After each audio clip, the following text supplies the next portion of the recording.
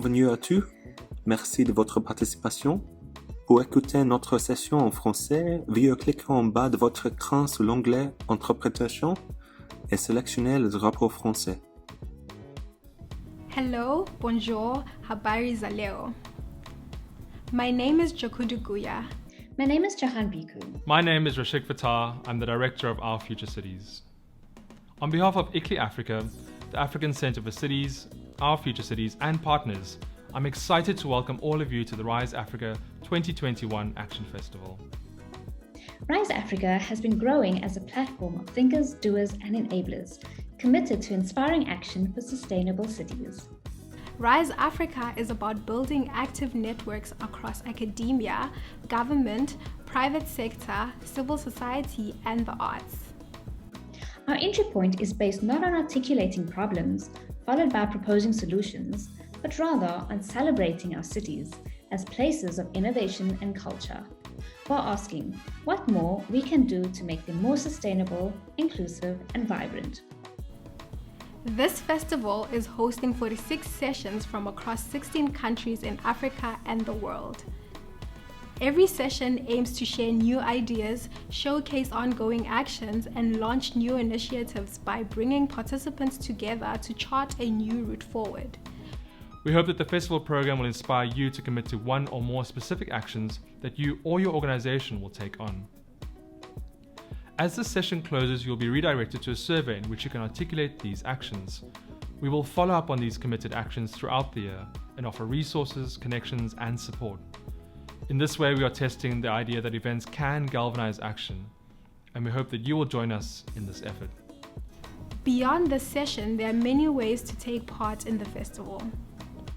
Register for further sessions. Vote for your favorites in the photo competition. Watch a variety of inspiring video provocations. Test your knowledge of African cities from our daily quiz. And listen and dance to the Rise Africa 2021 playlist. We hope that you will make all attempts to reach out to new people and build lasting connections. Before we begin, it is important to note that this session is being recorded and that by participating, you are consenting to be recorded.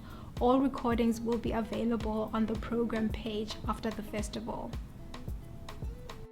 Creative expression is vital for creating new futures for our cities. So we invite you to enter the session in the spirit of creativity and dreaming.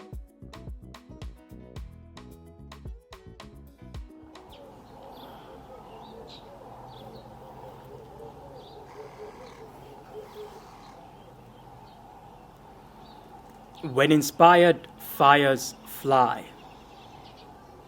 We are moving into the city again this morning. Our dreams tucked under our arms and the bags under our eyes overflowing with hope. We are moving the city again out of mourning, cleaning our streams of consciousness with floodlight ideas to illuminate the workings of our inner scope. We've masked our intentions anew. We've strengthened our bones, calcified our resilience, and merged stillness with our minds using breath as the sinew. We continue to forge a dreamscape across an arid land held hostage by reality. We are watering smiles into the cracks in the concrete. Reinventing laughter to sprout and fill the lulls in our conversations. Yes, our windows open towards brick walls, but our eyes are the source of sunlight. We are living temples of light, moving across the cityscapes, mobile street lamps, the reflection of the heavens we rose from.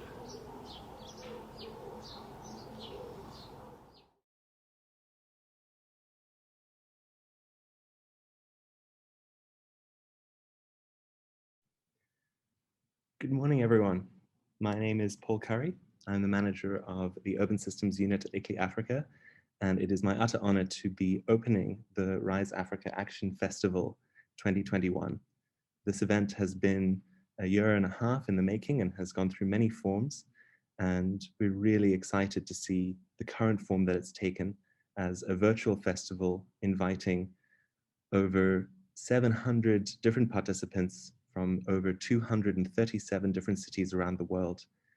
And showing us how virtual communication can really improve geographical inclusivity. I cannot tell you how excited I am by the diversity of topics and titles and approaches that this session contains. If you have not seen our program, please do have a look at it and register for further sessions. I'm going to give a teaser of our foundational sessions, which happen each morning. You are now in our opener entitled Africa is the 21st Century Changemaker, the Global Outcomes of Sustainable Urban Development.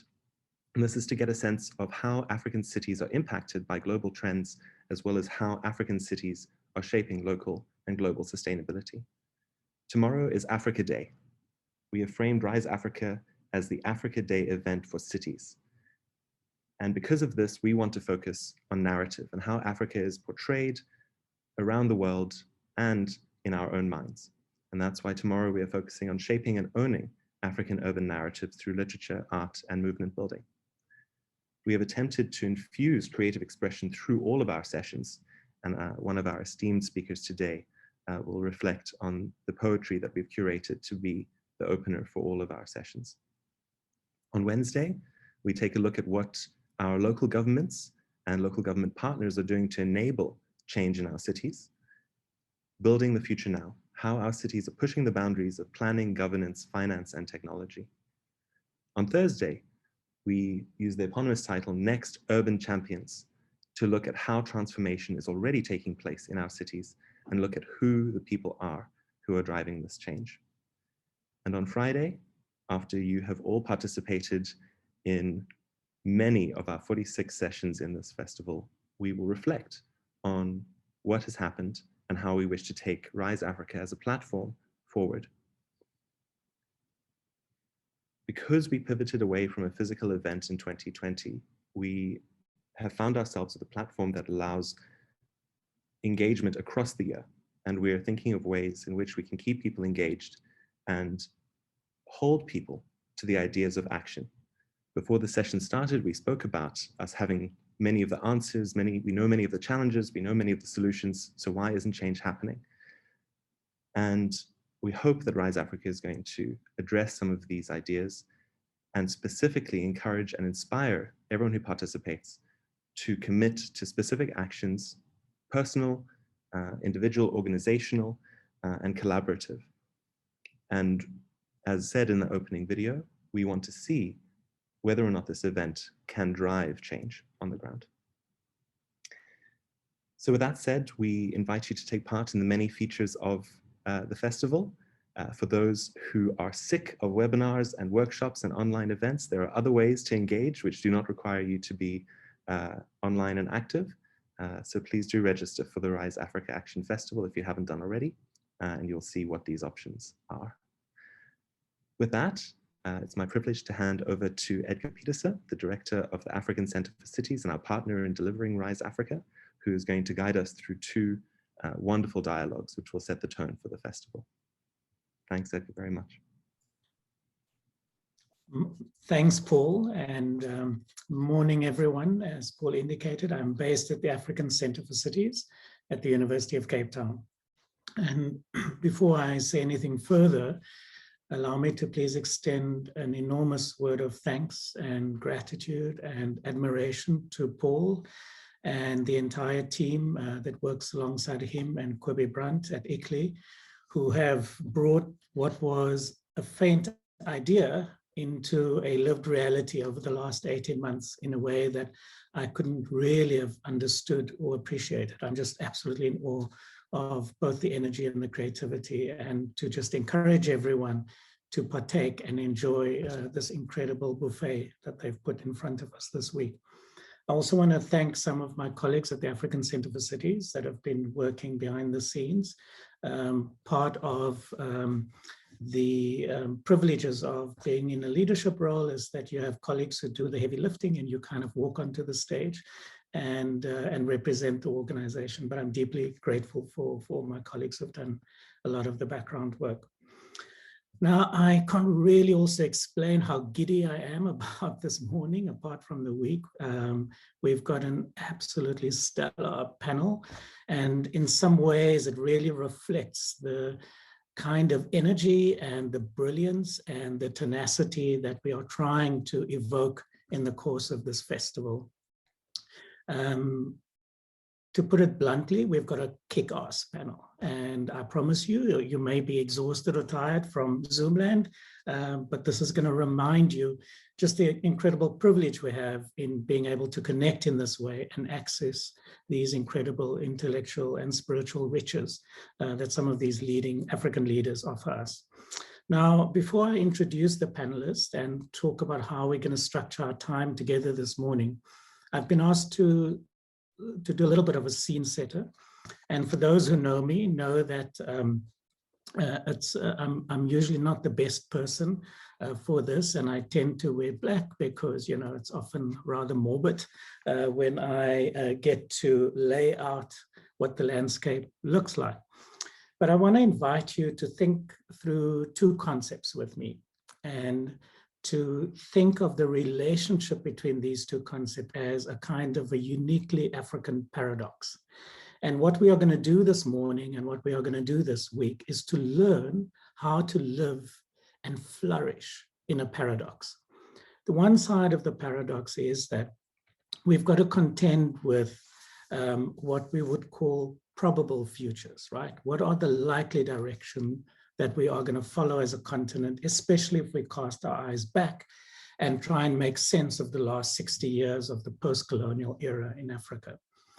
But the other side of the paradox is this concept of the possible, right? What are possible futures that we could imagine? And through creative imagination and through an insistence of a certain kind of aesthetic resilience, we're not only able to imagine, but we're also able to enact that despite what the probable trends may tell us. So before we sort of move on to how we can live with that paradox, let me set out some of the probable trends.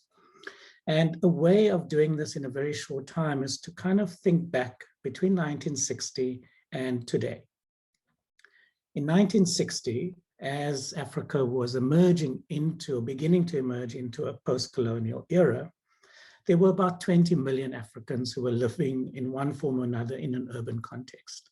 Today, the United Nations tell us it's just over half a billion people, so over 500 million people.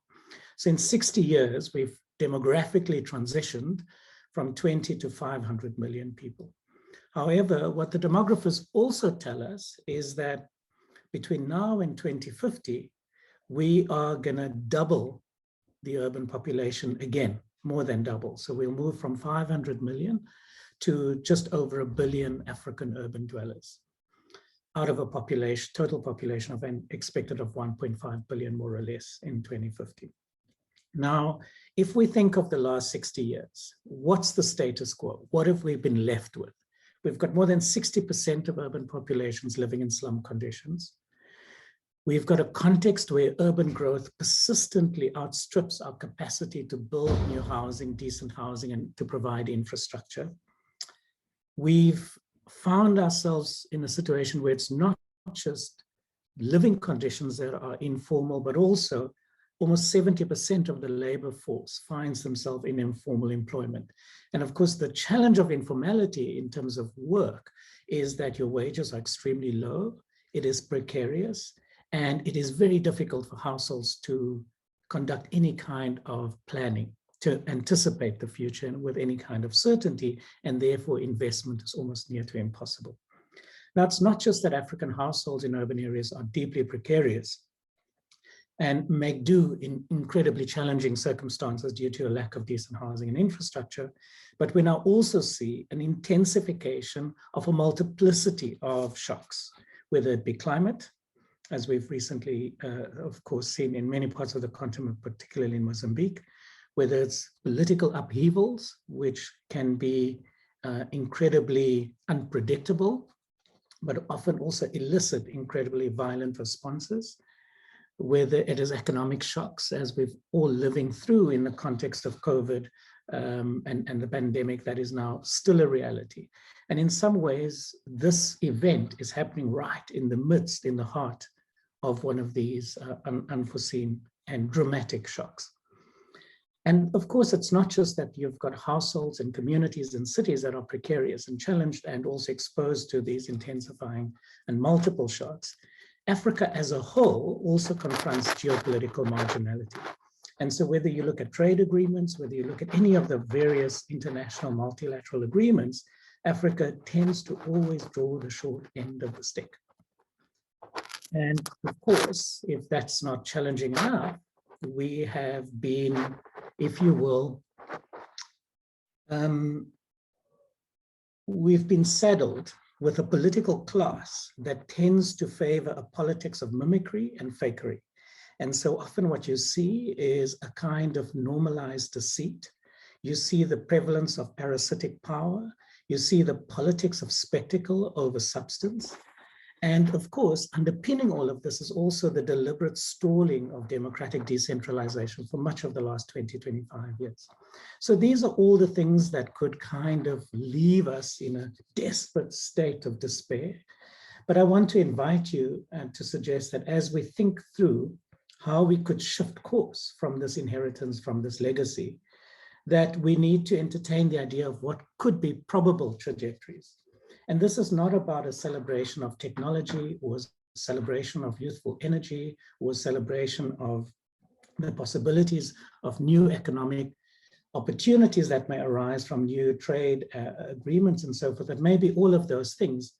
But what we want to propose this week is that thinking through and imagining and defining what probable futures, probable alternative futures might be, possible alternative futures might be, is to pay attention to what people are doing today in the midst of all of these challenges, how they are with hope, with joy, with incredible energy, working against that history and insisting that it is possible to begin to define and substantiate through action learning, what these probable trajectories, possible trajectories might be. So what we are doing this week is to say that we are fully aware of all of these systemic questions, but there's a different way of inhabiting the now, looking into the future, grounded in the past, of course, but absolutely insistent that we can begin to marshal collectively people's agency, ingenuity, creativity, and most importantly, what people are already doing, and think through how to amplify that through better articulation. So the way we've structured this morning is to first start, if you will, with some of these systemic macro trends. So we've got two amazing women who in their respective fields have left an indelible mark in the last while. The first person on our panel will be Edlam Yemeru, who's a friend and a colleague, and if you will, a fellow agent provocateur within the formal public policy spaces, whether it be Pan-African or international or European. And Edlam has cut her teeth as a policy expert in various UN agencies, including UN Habitat, but currently is the chief of urbanization and the development section at UNECA, that is the United Nations Economic Commission for Africa. CV will, and as we will do, is illustrious, and there's a lot to say, so I'm not going to go into the detail because we want to hear from her, and it will appear in the chat function. The second person that we will hear from this morning and listen to is an incredibly powerful voice on the continent, representing particularly youth and young people. Aya Chebi, who hails from Tunisia and is one of the most prominent political bloggers and has a string of accolades that she's been able to collect over the last decade or so. And she will share with us her perspectives on how to think about the role of course, the most important constituency in Africa, which is Africa's youth. For those who don't know, almost 55% of Africa's population is younger than the age of 25. And we are still right in the midst of an incredibly youthful demographic transition.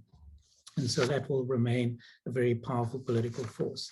I'll introduce our second panelist when I've had a conversation with the first two. And without further ado, I want to immediately invite Edlam to share with us some of her perspectives. Now, Edlam, I've deliberately painted a somewhat bleak picture of where we find ourselves. But of course, what I didn't say was that in the last decade, we have seen a certain fortitude emerge at a Pan-African level, particularly through the adoption of Agenda 2063, which tries to suggest that we can explore a different basis for economic development and global incorporation in the African context. What that requires, though, is a lot more precise and focused economic perspective, where we understand that achieving a much higher degree of industrialization is absolutely critical to deal with the jobs crisis, but also to change Africa's position in various global value chains, of course. But in the work that you've led at UNECA and some of the reports that you've published, you've suggested a couple of things. One, that this is not just about dealing with the missed industrialization opportunity, but it's also about reorienting our economies onto a sustainable trajectory. And that in fact, green industrialization is not a luxury, but it can be fundamental to this new way of building the continent. You've also suggested in some of your work that by increasing the amount of intra-Africa trade, that this is absolutely fundamental to changing Africa's marginality in the global multilateral and trading systems. And finally, that within that, we've got to continuously understand that there's a relationship between spatial planning and economic development. And what always surprises me when I speak to scholars or to policy folks or to government people is how ill-informed they are about the long-standing work and evidence base of UNECA. And so maybe if you could kick us off as maybe reflect a little bit about why you think it is that there is such a low level of policy literacy about the connections between urbanization, spatial policy, and industrial or economic policy, and what some of the shifts are that you might be seeing from your perspective. Thanks. Thank you, Edgar, and thank you to you and to ICLEI and the other organizers for this invitation. Congratulations on putting together such a fantastic menu, as you said, Edgar, and greetings to everyone else who's here. Yeah, so I mean, on your first point on the low level of policy literacy and an uptake, I think this is something that we have been saying out quite loudly from where we sit at ECA. So at ECA, in our urbanization program that's focused on cities and local governments, one of our main priorities has been to make a case really for urbanization, cities and local governments as a real accelerator for the targets that are set out in Agenda 2063. So as you said, it's fantastic that the continent has Agenda 2063, a 50-year pathway. It has its own voice, its own vision, and so on and so forth. And what's also really positive about Agenda 2063 is that it is explicit about cities and human settlements and their role in Africa's transformation. That is really positive and welcome, but it's not sufficient. What we need to see really is this recognition trickling down into or trickling across actual economic policy making. And from where we sit, we don't see that happening sufficiently yet. What would this look like? First of all, of course, is a really strategic prioritization of the urban agenda, cities and local governments in government policy making. Whereas what we find now is often, despite its importance, despite the criticality of cities and urban areas and local governments, as we all know it and appreciate it, we don't see that featuring in some of the high-level, really strategic decisions and policy outcomes and frameworks and financing plans, most importantly. We see it often as being relegated to a sector or to the local scale. And what we are arguing for is that We must take urban beyond urban if we really want to transform cities and local governments. And we must see the urban prioritization featuring in investment frameworks, in budgetary allocations, in actual resource allocations to cities and local governments. So it's good that it's recognized in Agenda 2063, but we have to take it much, much further and be a lot more deliberate and explicit about it. So in our work in EDCA, what we've been trying to do is to make a case as to why cities and local governments matter beyond the urban scale, beyond the local scale. We are arguing that you can't attain green or sustainable industrialization without well-functioning and planned cities.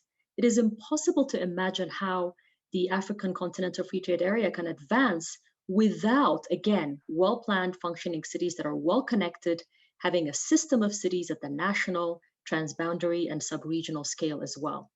Again, and I won't speak much to this because there are others that will speak to that, is the climate question and the green recovery, particularly in the context of COVID. It is, again, impossible to imagine how we can do that without placing cities and local governments at the core of that. So our role really has been to really push forward this idea that transforming our cities is transforming Africa. I mean, you cannot dissociate the two. They're highly interlinked. And while this recognition exists at the highest levels, we don't see it trickling down and across policy action, investment frameworks, and the real programs and plans that are making a change in the continent.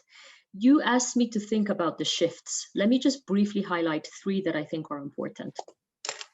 One is, of course, the African Continental Free Trade area, as you mentioned briefly, Edgar. I mean, the African Continental Free Trade Area is a tremendous, tremendous shift in the continent. It's expected to bring together 55 countries around a 2.5 trillion market and encompassing 1.2 billion people, of course. It's expected to increase Africa's GDP by 44 billion and increase trade between African countries by 50 to 70%. This is an immense shift, an immense transition. So once again, as I said earlier, where is the question of cities and local governments as this shift is taking place? Because it has considerable linkages with Africa's urbanization. Firstly, just to highlight, urban populations are centers of consumption, and African cities will generate the demand that will drive intra-African trade and the expansion of trade in goods and services and so on and so forth. Secondly, hubs of production will be in cities, and that will be really important in growing the manufacturing and services sector.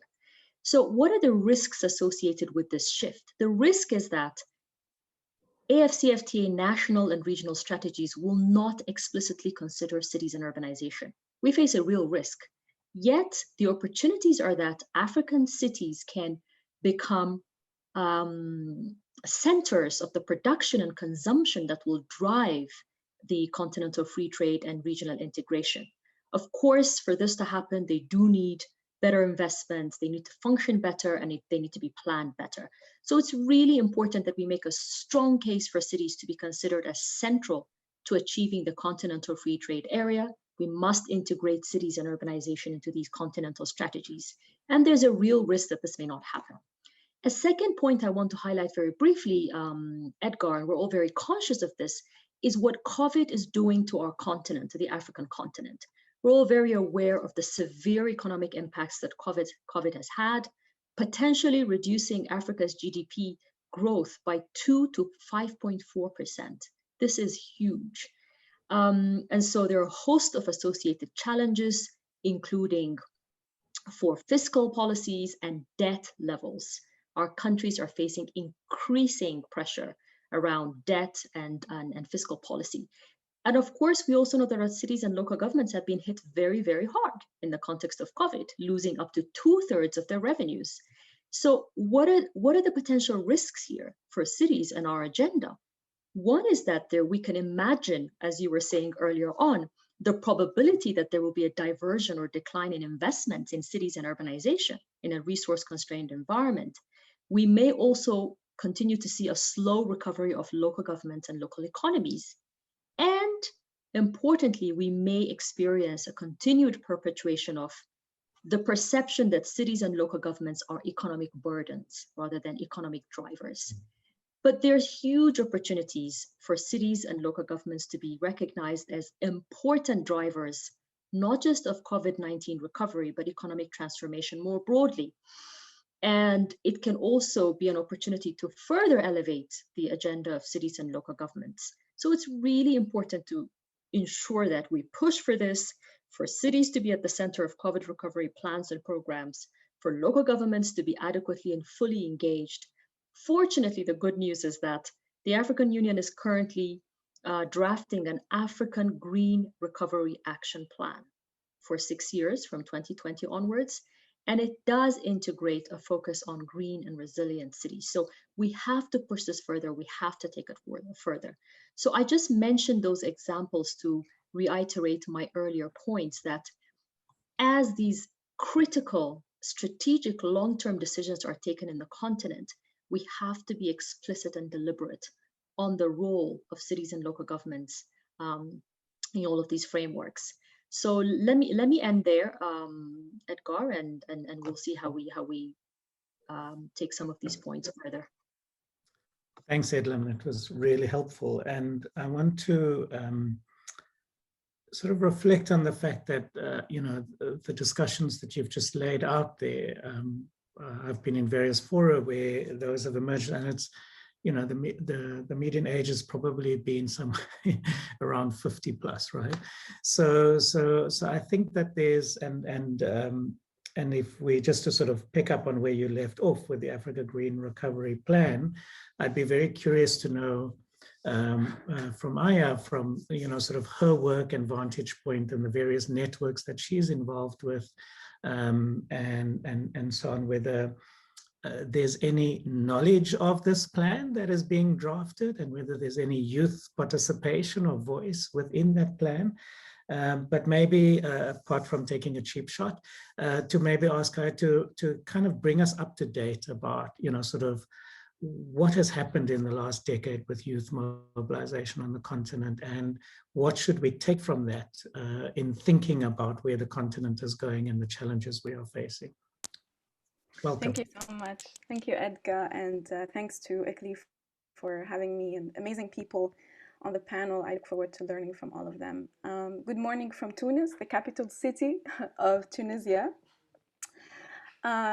Just to start, I mean, the first question you ask is really at the heart of the issue on youth participation. When we say, have they heard about any draft or any plans? That's always the question, and that's why even the Office of the Youth Envoy in the African Union was created, which I held the past 2 years, because of this gap of information, because of the lack of engagement and the marginalization of young people. But to start with, maybe to emphasize a point you raised in the amazing set of the tone or layout in the first remarks, that there is demographic power. The policy space call it demographic dividend. But what that really is the power that is quite unique to Africa. Africa is quickly urbanizing because of this natural increase in population. We have the youngest population in history, and we are the youngest continent in the world right now. 65% of Africa is under the age of 30. And that will double, as you said, by 2050. So half of the world will be African by 2050. And 2/3 of that growth will be absorbed in urban areas. But what are young people doing? Most people always ask, what could be the role of young people? What can young people do? But young people are already doing. Young people have already changed the landscape of Africa economically, politically, culturally.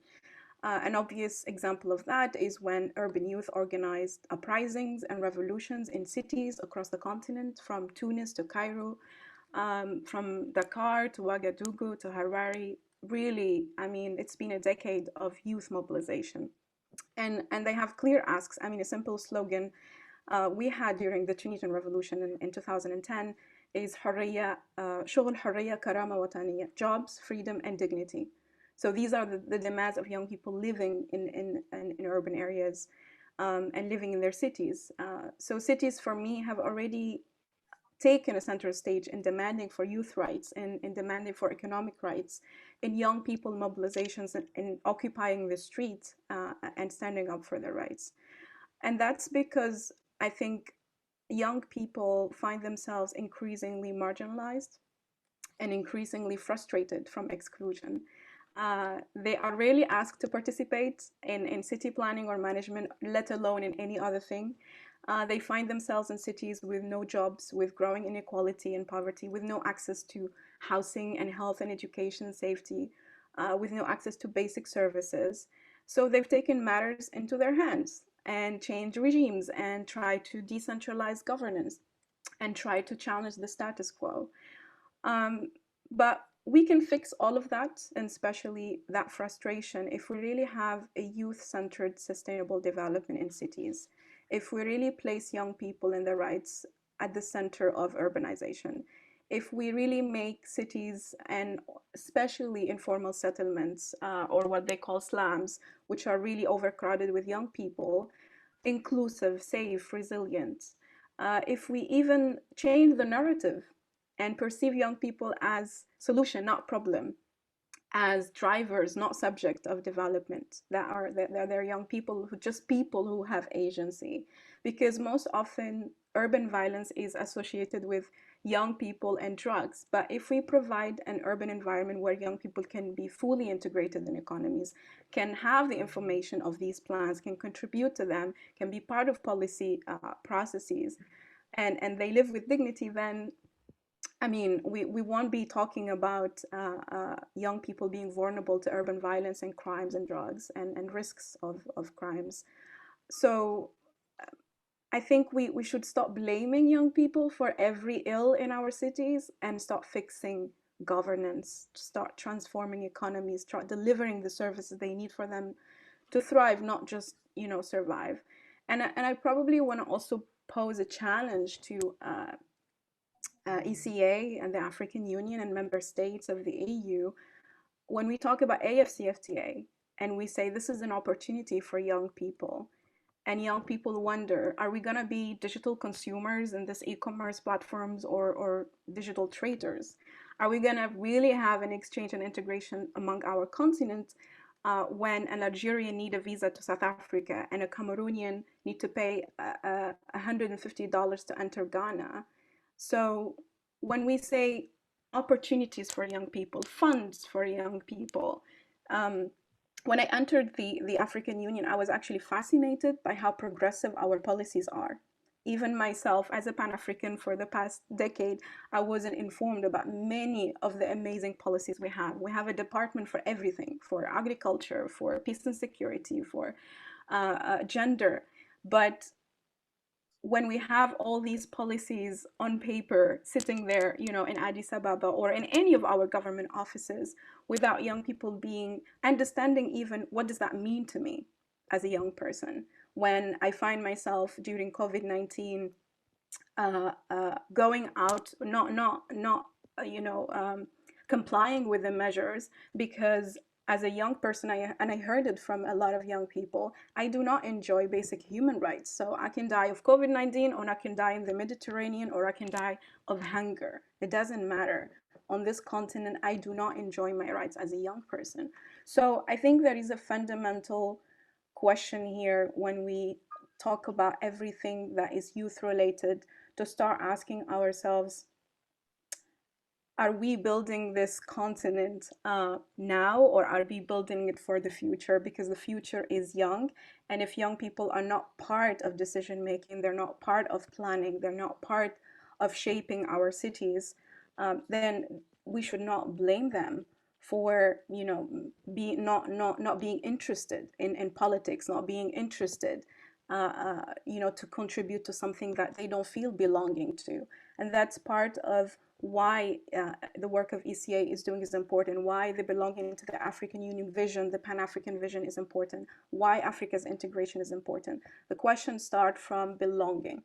Do I belong to where I am right now as an African? And if I belong to the city I am right now, then I will definitely change it positively, economically, ecologically, culturally, socially. I will care for my city, and I will transform this city as part of an Africa integration. So there are a lot of big questions we need to ask before going, into policy language and start saying that there are opportunities for young people. Let's first define, what does it mean? Thanks, Ayan. I'd like to stay with you and then just invite Edlam to just look at the chat function. There's one question for you that we can come back to after I've just followed up with Ayan. So, of course, the political upheavals that you were a part of, and the Arab Spring more generally, has, of course, two things. One is absolutely there's been an incredible surge in direct political action, various forms of protest, various forms of dissent.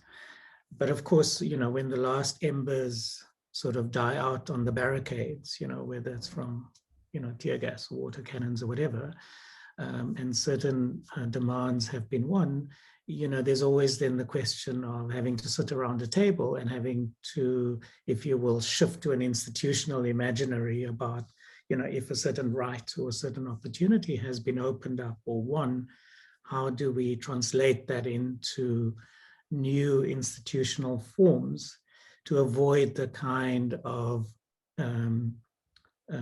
almost more extreme backsliding, as we've seen in Egypt, for example, with the kind of political repression that is so normalized in the last few years. So I'm curious what the debates are about the relationship between political voice, dissent, protest, and concretizing a different way of incorporating young people's agency into decision-making and into the shaping of policy. And maybe there's one or two examples that have been particularly resonant for you from your work over the last decade or so that you want to share with us, because I think often with these things, these questions are so big, it's often helpful to maybe think through a practical case to help concretize what we're talking about. So yes, I'd really love to hear some of your reflections on that issue. Thanks. Yeah, I mean, absolutely. Well, first of all, I know everyone listening to us might know it as the Arab Spring, but that's a Western narrative. We call it the Revolution of Dignity. And a lot of people called it the Arab Awakening, as if we were sleeping and we suddenly woke up, from a dream. I mean, people have been dying for freedom for years. But I think there are three gaps to my analysis. One is a generation gap. And that's what caused many of these revolutions to always have a youth face. We have the average age of the population in Africa at almost 20, and the average age of the African leaders, so heads of states and government, at 64. So we have at least 40 years of generation gap in leadership. The leadership, whether in parliament or in government or at a heads of state level, is not reflective of the population. And then we have a generation in waiting for adulthood. So why is the age in the African Youth Charter is between 18 and 35 years old, when the age of a young person is 24 in Europe, or the standard age in a country is 29?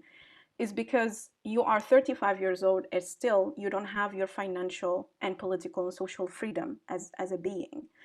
And so the age of even transitioning to adulthood in Africa is very, very late. And then the third gap is the supply and demand. We have this labor force where we talk about young people as the asset, the opportunity, the energy, the dynamism, the creativity, the innovation. And that's amazing. That's a gift for the continent. And then we go to the demand. There is no demand. Public service is led by old men. This is how young people perceive people in power. They perceive them as corrupt old men in power. You go to different spaces and you don't find young people actually contributing. You don't understand the contradiction why we delay even retirement when you have a young population waiting to get into the job market. So there is the supply and demand where you have really huge labor force, but it's not getting into the market, whether public or private. And I think that's where youth mobilization come in. Youth mobilization is trying not only to demand for political voice, but once the revolution happened, really young people do then try to fill that vacuum. And obviously in many of the countries, what young people say is our space is hijacked, because once you do, you know, a change, then the elders come in and say, great, you've done the revolution, but now we have the experience. Now we are political savvy, and now we take leadership. The same way, you know, in liberation movement where women were excluded, you know, when you start dividing the cake, then you don't become important, but you were there, you were fighting, you were dying together. And what we've done, for example, what I've done during my role as the youth envoy, we published a report on African youth in public service and governance with the African Leadership Academy. And what we've outlined is case studies. We're not going to import anything from any other continent or any other model. We actually have success stories. We outlined case studies of countries that did engage youth in leadership and what happened as a result. And that's a concept I advocated for, which is intergenerational co-leadership, which means you're not passing the torch to us.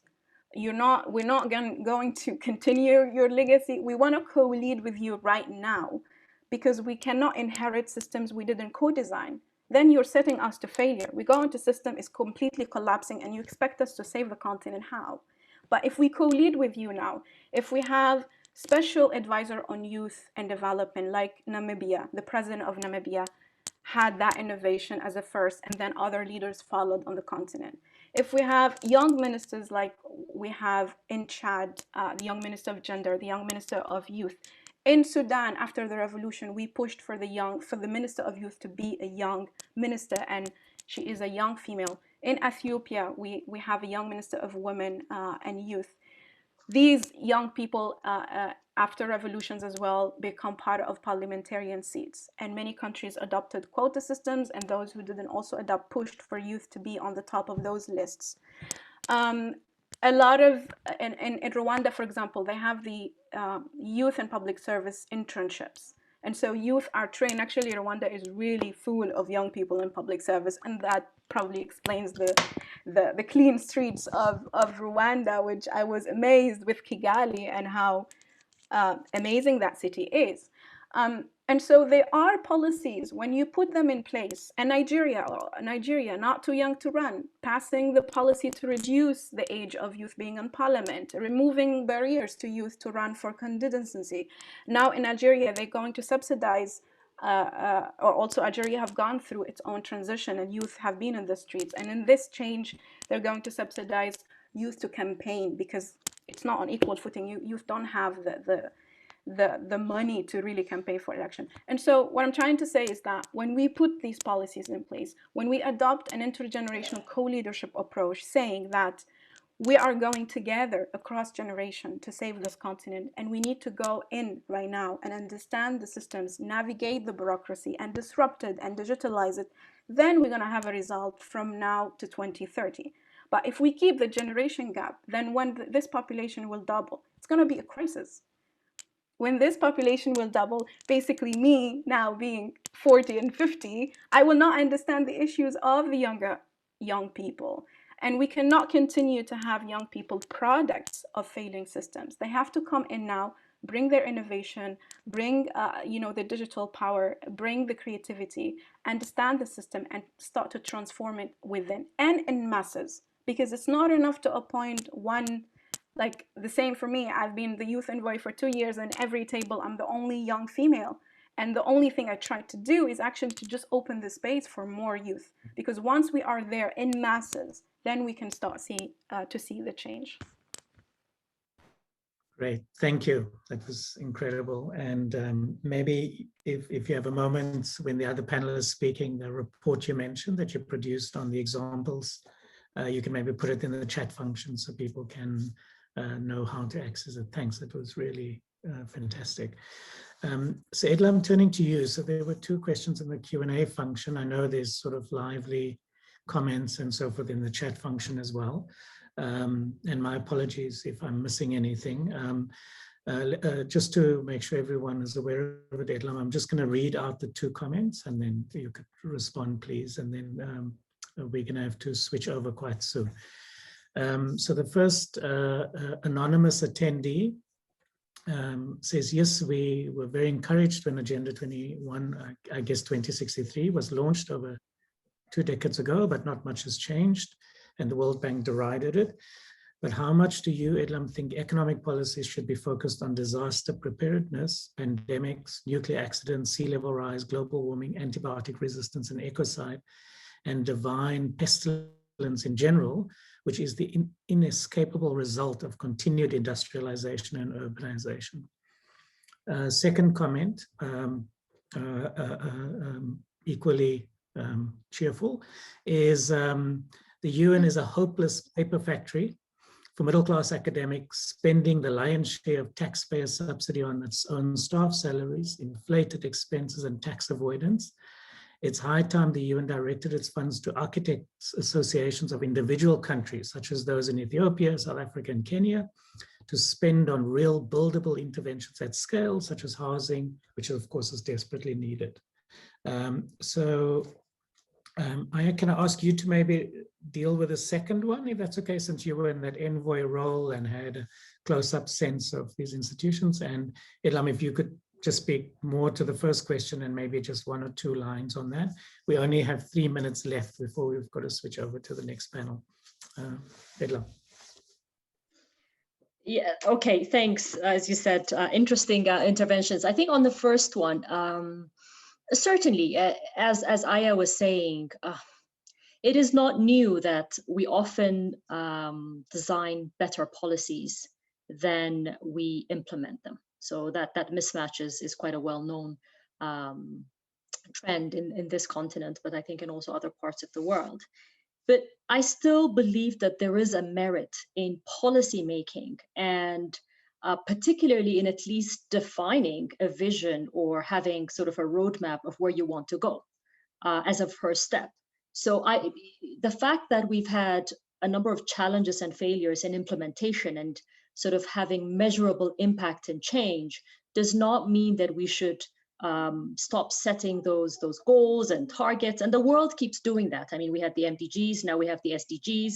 We'll probably have something after the SDGs as well. So we have to keep coming together around a common set of values, principles, and goals. So I don't think that the importance of that is diminished in any way.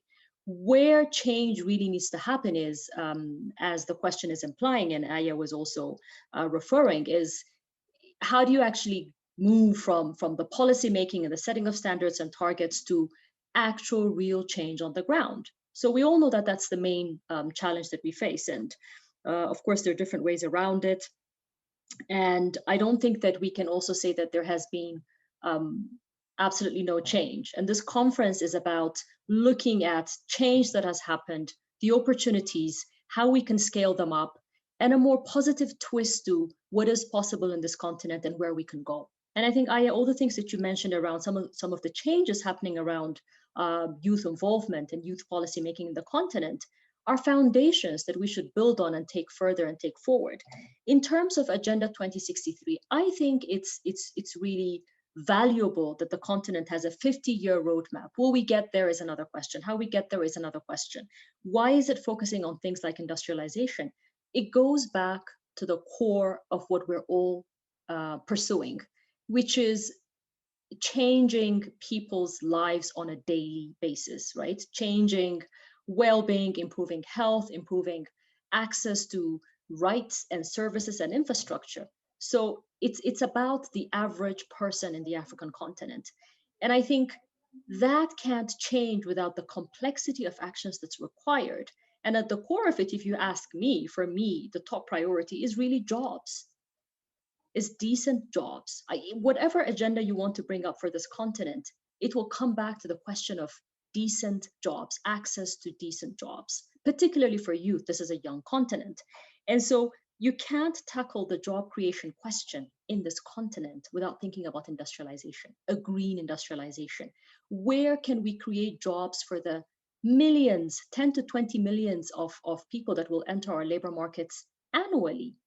We have to think about where jobs can be created through labor-intensive, large-scale sectors. We have to learn from the rest of the world. We have to look at how other countries have transformed themselves. And this is where the whole industrialization narrative comes in. But let us not be mistaken. I think always there's this challenge when we think about industrialization of a one-track type of industrialization that will mirror the kind of industrialization that has taken place in other parts of the world. No, our industrialization must be different. It can be different. It can be green. It can be digitally driven. And so let's not be trapped by this perception of smokestacks and industrialization that will take us down undesirable pathways. So we can do it differently. We really can. And I really want to appreciate what Aya said. I think the question of youth, for me, the question of youth and cities are so highly interlinked. Because if you think about the average youth today and in the future, where do you really imagine they will be? It's most likely in cities. This is why we have to bring together the question of cities and youth in this continent very, very closely. The youth in Africa will most likely live in cities. They will work in cities. They will shape and transform cities, as Aya was saying. So we really can't de-link the question of African youth and what happens to our cities. The two are really closely interlinked. So let me leave it there and I'll hand it back over to you, Edgar. Thanks, Edlin. Aya, do you want to share a quick reflection on having entered the palace of paper and survived to tell the tale? I survived bureaucracy. If I can, any young person listening to us can. But it wasn't easy, young by definition is radical, is impatient, is someone who comes in and wants to see result, wants to enjoy making change. And especially I think as millennials, we are a generation of change makers because we're very digital and because now we're connected to the world. So we don't only live in our own small spaces. So I think being in the African Union for 2 years, the challenge for me was how am I going to convince and challenge and advocate to 55 member states and sit with old men to convince them of why they should care about their youthful population. And I came in with a very activist voice because I was in the streets. I was part of my country's revolution. And for me, the only solution was to get all of them out and occupy the space, right? But when I went into the policy space and understood how these institutions function, understood how policy even is formulated, understood and appreciated the time advocacy takes place, then even my approach changed from I want you all guys to be out to how about we co-lead together? You stay there, but have a youth advisor. You stay there, but have 30% of youth in your parliament to bring the issues. You are there, but have your institutions more youth focused to bring digital transformation. And just I wanted to, listening to Edlam, I wanted to highlight something that I think young people, which is something I also tried not to do being in that space. And you can get easily disconnected and start speaking the same language of these AU-ish language, UN-ish language. And I really try to keep it simple because young people are tired of listening to what should be done. So you go into a conversation and policymakers tell you this is what should be done. This is how cities can be inclusive. This is this 1, 2, 3. Yes, we have the recommendation. You bring young people to a free consultation. You extract information from them. They bring you 10 recommendations. They come back the next year and they bring the same recommendations because you didn't implement any of the previous one. And so they're just tired of listening to what should be done. We know what should be done. We need political will to be done. When we say we want to close digital divide, a simple thing as a government to do is to crash internet prices. We're not asking you to put a digital strategy, and to bring all the experts. It's as simple as that. In this webinar, which is, we talk now about COVID being more accessible online, but let's be conscious that 70% of Africa's population is offline. So all of these young people, even in urban areas, let alone in rural areas, are completely out of the digital revolution. If we gender this conversation, young women and girls are completely out of the digital revolution, and they're double affected by all of these challenges we're talking about. So when we say when young people promise, young people deliver, because yes, And that's something I wanted to prove when I went to this office. I went in with zero budget. I had no office. I had no staff. I built it from scratch just to prove to the institution, this is how you can do it. This is the amount of impact you can do in 2 years by engaging with young people, by partnering and working with young people. I would not have succeeded in my role if I wasn't working every single day with young people.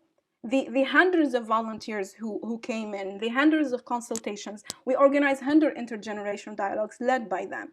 And that's just to show the institutions enough of saying what we do. We have the strategies, we have Agenda 2063, we have the 10-year implementation plan, we have the SDGs. Let's get to work. I mean, honestly, how much shall we wait? How much more revolutions young people can do to make this change? I mean, after 10 years from Tunisia's revolution, Nigerian youth last year just remind me of myself going to the streets to demand the same thing. Are we going to continue with the next decade, 2030, having youth in the street demanding the exact simple thing of dignity? We can't continue like this. Thank you, Ayam. So I'm going to sort of just conclude this part of this morning's session before I introduce our next series of panelists. And I guess there's three messages that really stand out for me at the end of these rich contributions. The one is that we have to have a shared obsession about work and about jobs, and that there's a real opportunity to use the potential of the green and digital revolutions to imagine a kind of industrialization that is really embedded in our soil, in our societies, in our cultures, and so on. And within that, there are real opportunities to build differently, to build a lot.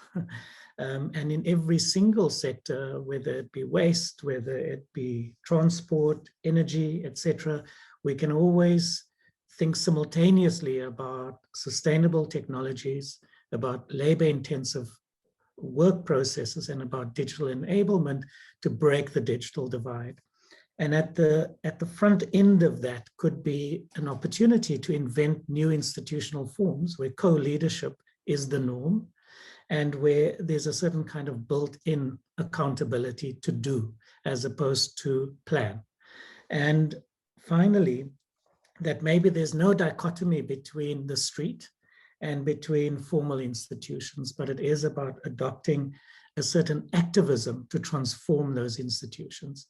And on that note, I want to thank Edlam and Aya for the incredibly clear and lucid and passionate reflections. We'll come back to them at the end of the session to share one or two final thoughts with us once they've listened to the rest of the panelists. And so we shift theme and register a little bit now, and we want to kind of dig deeper into this question of cities, governance, and we want to introduce and amplify this idea of creativity. And I think from the previous panel, the sense that we got, and certainly from the comments in the chat and the Q&A functions, there's a real sense of exhaustion with the way in which public institutions just don't work. They just don't do what they're supposed to do. They simply continue to fail African citizens. Now, someone who has been around the block a few times and is certainly not Aya's constituency is Kobe Brandt, who is, for anyone involved in any shape or form in the urban sector on the continent or in the sustainability fields, will know that Kobe is a force of nature. She's been involved in many, many institutional initiatives to build networks, to build solidarity, and most importantly, to build a sense of possibility, of radical possibility that we can do things differently. She comes with an incredibly wide range of experience and expertise. And Kobe, I want you to kick us off this morning. And I want you to share with us what your read is on what leadership role local government can play. How can local governments drive innovation? And how can we build this alternative from the ground up? We're then going to turn to an incredible artist and doer, Malika Ndlovu.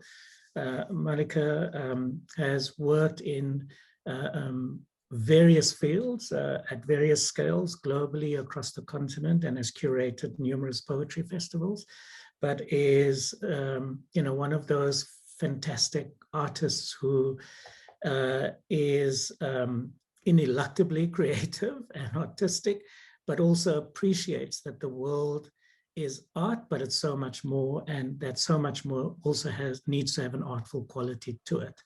I've been fortunate to know Malika for a long time and know that she moves with enormous grace and insight across many fields, and has this incredible capacity for translation. And so, Malika, I can't think of a better artist to bring an artistic register and perspective to this conversation. And I'd like to invite you to share with us, from your perspective and the worlds that you inhabit, how we could reimagine and rethink, I guess the biggest stumbling block, which is our own mindsets, our own assumptions and prejudices about what African cities are and what they might not be. And finally, and it's a great honor and privilege for me, I've known of Luke Ngaja for some time, but I have never had the privilege of meeting him. This is an absolute pioneer who has been beating a drum about some acute environmental catastrophes on the continent for some time, but has also worked tirelessly to not just take scientific evidence and academic research and apply that and raise the alarm, but also to work proactively on solutions and on alternative regulatory frameworks and to advocate for those. And so I guess, look, what all of this boils down to, whether we're talking about co-leadership, whether we talk about new imaginaries, new mindsets, new institutional formats, a commitment to remain rigorous, but also experimental, it kind of all boils down to a unique kind of agency, a unique kind of leadership that we need on the continent. And I will invite you lastly, after Malika, to share with us from your wealth of experience, what you think African leadership for this kind of imagination should look like. But before we get to you, Luke, I will invite Kobe to share with us some of her opening reflections. Welcome. Thank you. Thank you so much, Edgar, and welcome, and thank you to everybody who's making Rise Africa 2021, this festival together, possible. And for us at ICLEI Africa, it's just something we've been so excited about, so looking forward to, and a discourse that we feel that's going to unfold over the next 4 days in so many rich and diverse ways. And every voice here is welcome and is important, because we believe, really, we see working with local governments and national governments and the people living and flocking to cities across the continent, we see a vibrancy, we see that urgency. We hear you, Aya, we hear you, Edlam. There are policies, there are wonderful things written in many, many libraries, in many, many people's offices, etc. But how do we turn that into reality? And there's a growing urgency to actually do that in our cities. And we firmly believe, like Ban Ki-moon, when he was UN Secretary General, said many years ago already now, that the road to sustainability leads through our cities and our towns. We subscribe to that. We believe that it is in cities, in these hubs of innovation, that people come together naturally. They flock towards cities. It's an unbreakable movement over hundreds of years, thousands of years, that people have been moving and congregating in our cities. And it's here that we also need to find the solutions. And the solutions are multiple and they're systemic. And it's often at the mayor's door that people come to knock when there's no running water, or where there are potholes, or where there are where people are really suffering in informal settlements, not having access to the same resources. We saw that COVID-19 just showed to the world very, very clearly how deep these divides are between the haves and the have-nots. But it's at the city level where these local leaders need to shape and change and improve people's livelihoods and livelihood options. So the focus on jobs is absolutely critical, but alongside with that is a focus on dignity, on a people-centered approach, and on equity. And it's here that I want to just stand still and reflect a little bit about how important an equitable and people-centered approach to development is, specifically in our continent, but also globally. We see globally global populism growing. We see all sorts of shifts towards how people perceive bodies like the UN, etc. We've heard about comments about the African Union, etc. But really, people are wanting to get more involved. They are ready to be more involved, and often it's within, even in our most informal of settlements, even in our most unlikely of places, that we find the greatest innovation. So nurturing a society where those voices and those innovations and those informal activities that lead to, that sometimes really come out of desperate need and a sheer desire to escape their realities, hold the potential to build a new Africa altogether. So firmly, what Rise Africa stands for, and what I'd like to provocate here, is that Africa needs Africa solutions. And we need to take those gems that we get from our African communities, from our inner cities, from our sprawling informal settlements that sometimes just happen at such a staggering speed, that you have populations doubling in size in a decade or less.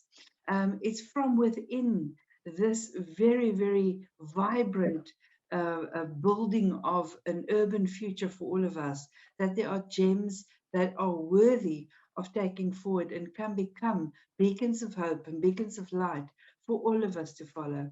And that means maybe some uncomfortableness. Yes, you said, Aya, in your intervention, that it's often quite elderly men that are running, sitting in those powerful offices and running our cities, running our governments, and so on. So yes, it's not necessarily the comfortable truth and the way we used to do things that will bring our future that we need and that we want.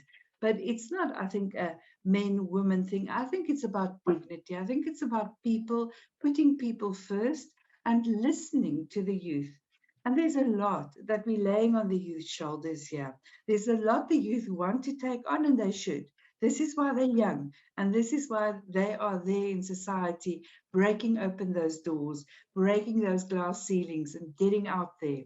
But we have a responsibility, all of us, no matter what our age is, to build a better future for all. And for all, here I include people and the planet on which we depend for our livelihoods and for our very survival. So if we do not look at whole of society and whole of government approaches, we are not going to get to the future we need and the future we want.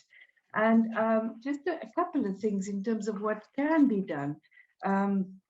You know, if we look at a people-centered and more equitable approach, one can, for instance, look at fostering what you also mentioned, intergenerational mechanisms, where we bring your elderly, your youth, your current leaders, your current people in more powerful positions, your established workforce, more in touch with one another. Get them into groups like this, where we have artists, we have young, we have old, we have people from different disciplines, all talking about the future of Africa and the urban future of Africa, because our future is fundamentally going to be urban in many, many ways. And those are the types of people that need to sit together and really have deep conversations about what they can each bring from their perspectives, from the positions that they are in, to shape a new way of thinking, new unlikely partnerships where people are actively partnering. As we know, some of our colleagues often remind us that partnership isn't just a one-way thing, it's a two-way thing. It's often getting out of your comfort zone, often putting your voice not first, but listening to others very carefully and then creating something new out of that. And the time has come for Africa to do that. We have cities with such immense potential, such immense and rich history, proud history upon which they build. Colonialism was one period in our time, but there's a history long before that. And there's a history now that we are shaping after that. And, you know, let's look back into that wonderful past, and from that wonderful past also reflect on what the future Africa can be. At a city level, one of the things I would like to see happening more in local government is that we attract the right type of person to local government at a technical level and at a leadership level. And that is starting to happen. We see many professionals and young people coming into the space, very young people sometimes, leading very important portfolios in big cities. Right here in my city, there are some examples like that in Cape Town.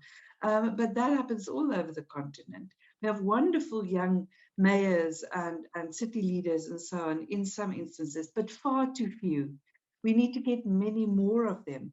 And it's not only about age, it's also about competency.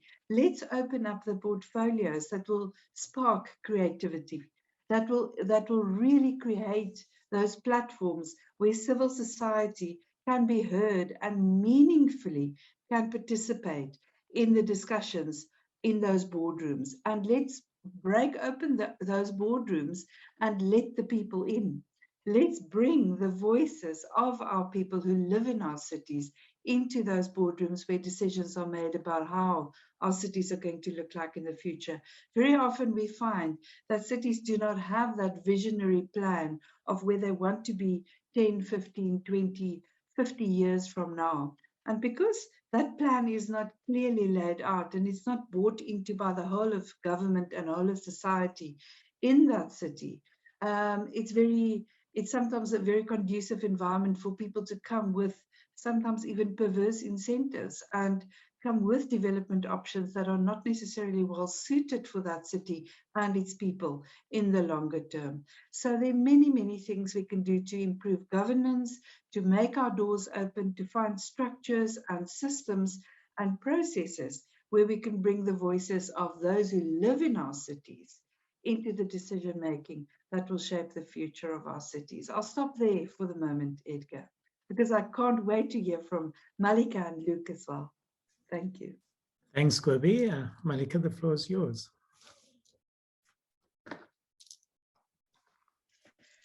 Hi, yeah, yeah, hi, yeah, oh, hi, yeah, hi, yeah, hi, yeah, oh, hi,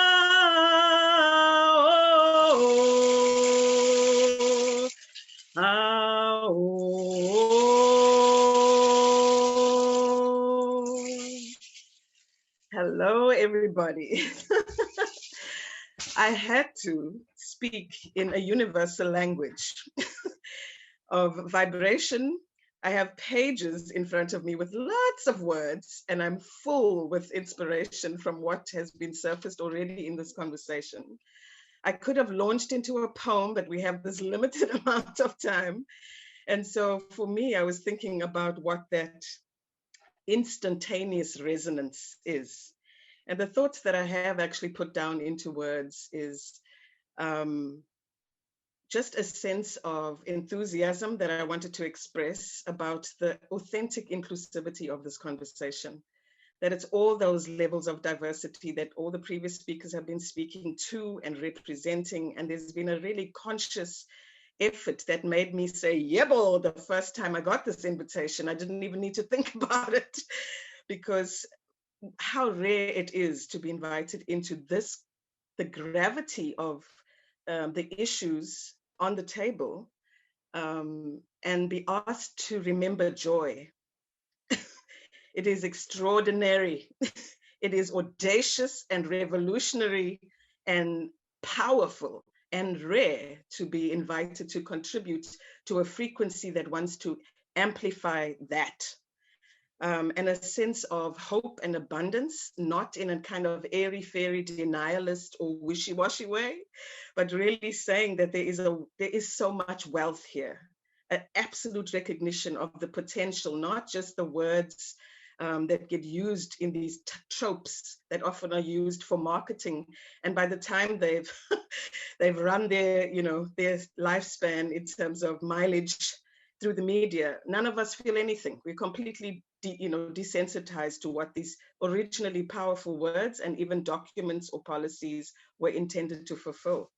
And obviously, coming from South Africa, it is a real act of it's real activism to retain your sense of hope and a sense of belief in the integrity of processes that sound so fabulous in our glorious constitution, for example. And then, as Edgar opened this conversation, where the disparity or that really traumatic even paradox that can leave us completely paralyzed and disillusioned is also met with conversation spaces like this in a time of COVID. Ha! This makes me want to go, because this energy is coming almost from the ashes. It is coming from that still conscious, intentional center of the storm. It's not to the exclusion of any of it. It's not in a denial. It is rooting itself very intentionally in, and now, what resources do we have actually, especially in our togetherness? So some of these thoughts are also to just amplify the role of creativity before I go specifically into things around poetry or public art or whatever other media we might choose. And one is the very simple notion that creativity is indigenous to being human. Now, whether you understand that from some kind of, philosophical or religious or cultural traditional lens, but if our cells, our entire physical bodies are in a constant state of reparation, recreation, innovation, responsiveness, then why is it that we think that this wealth of creativity is confined and refined or defined only as artistic or professional or talent that is allocated to a few? Africa is an explosion. Our greatest wealth, in my understanding, is not the things that get extracted from our soil, but this wealth of culture and of artistic expression and of ancestral inheritance. We've been referencing also in previous presentations or conversation, the fact that there is a wealthy past before that colonial period. And there is an incredibly, still connected to that ancestral inheritance, an indigenous knowledge thread that permeates the ways in which artists, for example, are still essentially staying alive. Because if we lose this connection, how on earth can we remind others or amplify that in our societies and communities?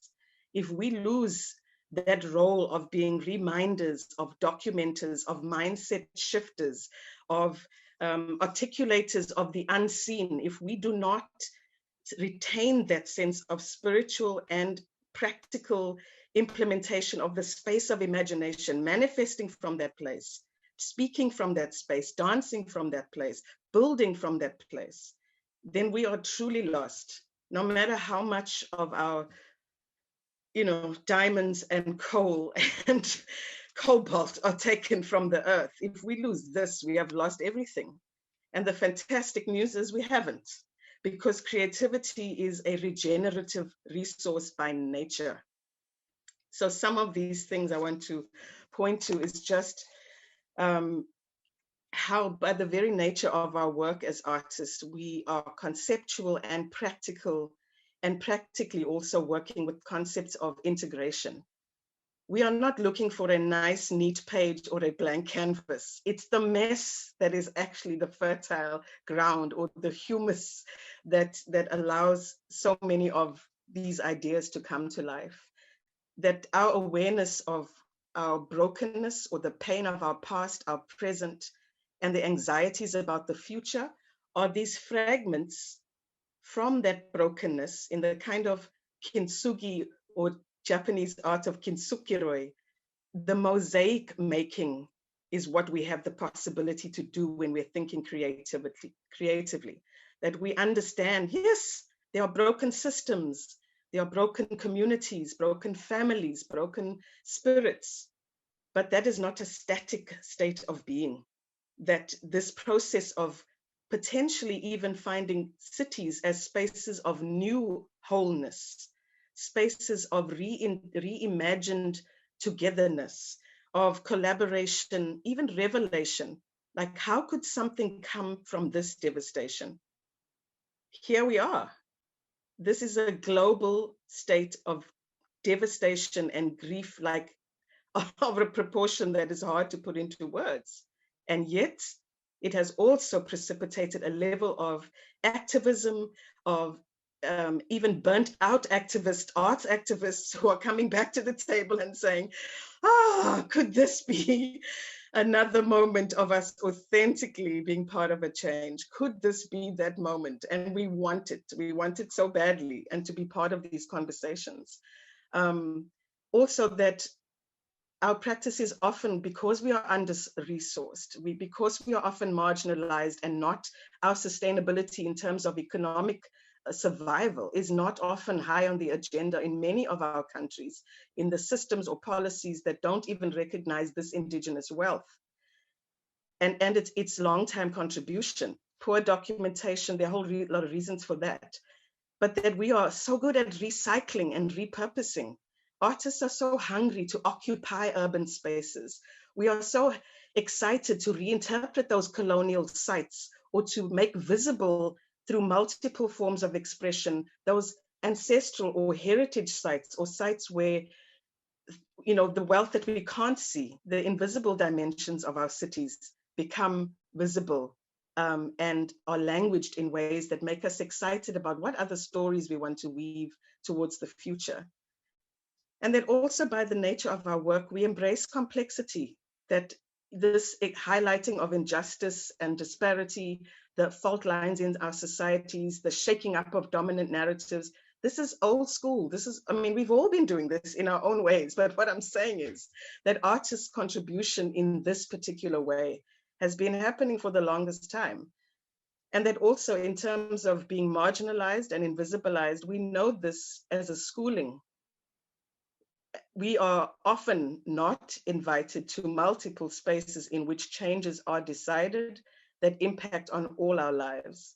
And we are embedded in our practice is this desire to honor all the voices, to invoke something bigger than a single idea or narrative that can contribute to the rebirthing, the breathing in of life into dead, toxic, inflexible, or suffocating spaces, ideologies, concepts, frameworks, with a but and plus as well mentality, as opposed to this poverty consciousness, the handout mentality, the blame and complain. That is a shadow that lurks with all of us, but there is a tide of artists, and has always been, who are saying, and beyond that, here and now, I was speaking about the invisibility of, or the lack of recognition for this indigenous or cultural resource in many of our places in the continent. And what is at risk now in this COVID context is that the creativity itself and our cultural wealth, indigenous inheritance, is not the resource that is at risk of disappearing. We are at risk of being able to sustain ourselves in making this contribution as channels, as conduits, as researchers, as investigators, as manifestors, as voices for that wealth, as ways to direct that resource in ways that benefit everyone.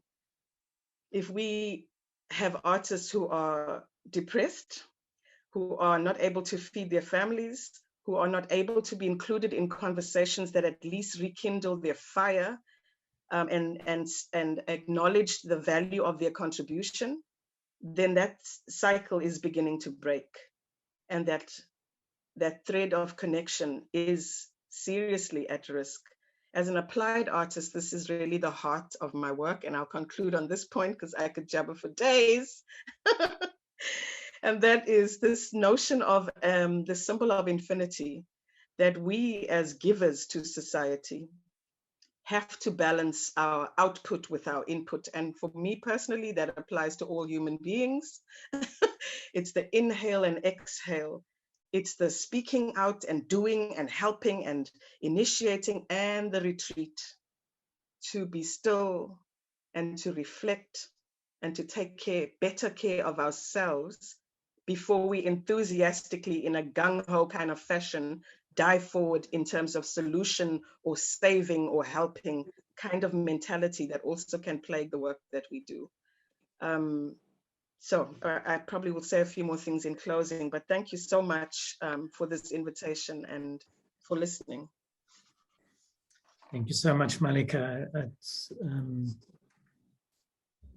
That was really profound and moving, and I think felt to me like you were able to articulate this idea of inhabiting the paradox that I was talking about at the outset.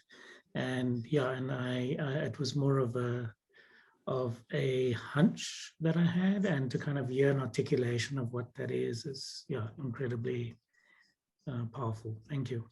Luke, the floor is yours, my brother. Yes, Edgar. Well, thank you, Edgar, and thank you for having me on this very invigorating discussion. And I very much learned from previous panelists. And one of the things that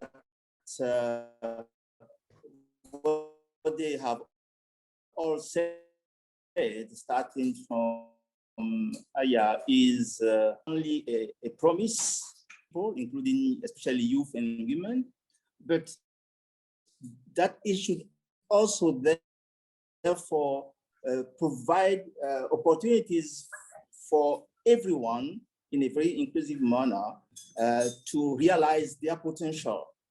It is true that our cities, they do represent all that. Then why is it that we have elaborated all the plans and spoken about all that needs to be done, and it hasn't been actually done? At least the plan has not delivered. I believe that it is an issue of leadership, because where transformational change happens is where servant leadership is in place. What we haven't had so far at different level of governance, not only of government, but of governance in Africa, is the lack of servant leadership. They exist maybe, but they are not maybe therefore coming forth. When I think of the challenges of African cities, they are common. You see limits, spatial sprawl, catch up with urban infrastructure. That is, for instance, something that is huge. When we think about all that we need, for instance, to make or to bring African cities to a state of sustainability by 2030, we will need to build, let's say, almost twice the current type of or level of infrastructure that we have. That is it is almost insurmountable challenge, but still, if we start, there will be acceleration. And then when I think of one thing that I haven't heard is the fact that we must really improve also as we work on our cities. We must also work on urban and rural linkages. Unless we do that, cities will not deliver, because cities are also a promise for their territories. A city is, may I put it this way, a city should embody the value proposition of the local government for its territory. And that value proposition should be designed by who? It should be designed, co-designed, I should say, by everyone around the table. Women, youth, politicians, and everyone should be around the table to design what we want the city of the territories to embody. Because it will come with proposition for innovation, for transformation, for market, for tapping into opportunities of the present, like digital enablement. When I think of COVID-19, some of the things that we have learned during COVID-19 is the incredible resilience of youth and women at local level. But at the same time, when you think of the response to COVID-19 in most of the African countries, it has highlighted the lack of effective political decentralization and fiscal transfer. Most of the COVID-19 response has been centralized, resources been centralized, while the issue is the pandemic is actually an urban pandemic. 90% of the people affected were living in urban settlement, and the COVID has actually spread into any nation, starting from the country's most connected cities. So when we think about all that, then we must consider that if the issue is at local level, then action must be taken at local level. If the issue is at the bottom, then design must come from the bottom. Design coming from the bottom is calling for a different way of conceiving governance system, whereby the government must be humble enough to bring everyone around the table, listen to everyone, and conceiving what I call the city's value proposition for the territory. Most of African cities have been cities from the role the countries were playing in the context whereby it was mining, extract, and exporting it to different areas in the planet. But what we need today, if you want to create enough jobs for the youth, when we want to empower women, when we want our farmers to actually take the best production, it must happen in the cities. Services must be up to that call for transformation, for innovation in the cities. My hope is that we learn from what has worked in Africa, because there are success stories in Africa. There are success stories in Africa. Those success stories, we need actually to learn from them and therefore stop from mimicking what is happening elsewhere. Because when I listen to Malika, for instance, innovation calls for at least a sense of understanding of what you have. And if you want to understand what you have, you must understand your culture. And one of the things we taught, if you want to think out of the box, is to think as an artist.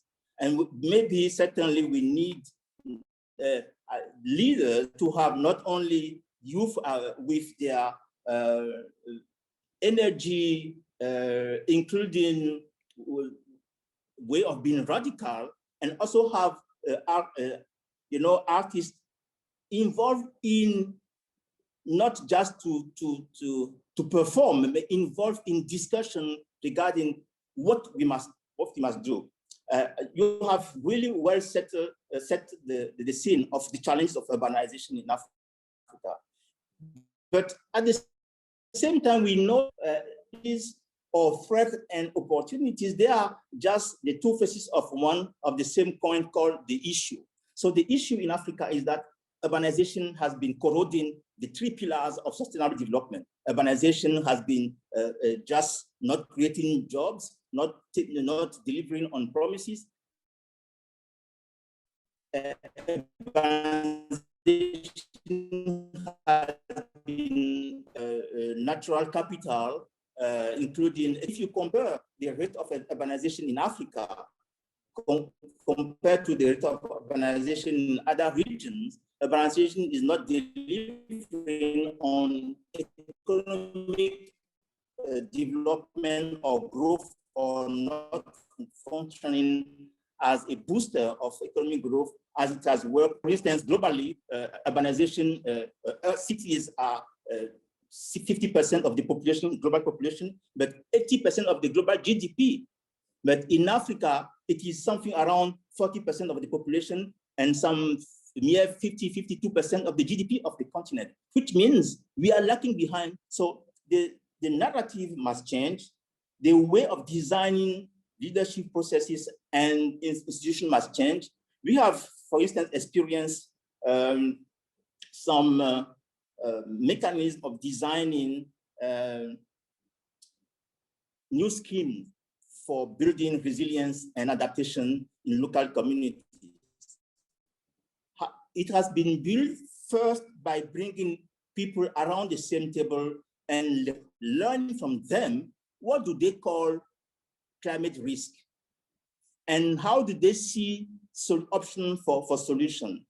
And then it is together that the framework has been built, the monitoring and evaluation framework has been also built, and people, the youth, the women are on board to consider how implementation is taking place, where the money is going, who is getting the money for doing what, how the priority has been set. All this has been designed, and I guarantee you that there have been very, very little corruption in such framework. So building from bottom up is something that Africa needs to experience. So I will really emphasize that as a way to go forward, and I look forward to hearing from those who have asked questions so far. Thank you, Edgar. Thank you, Luke. Really appreciate that, and a good way to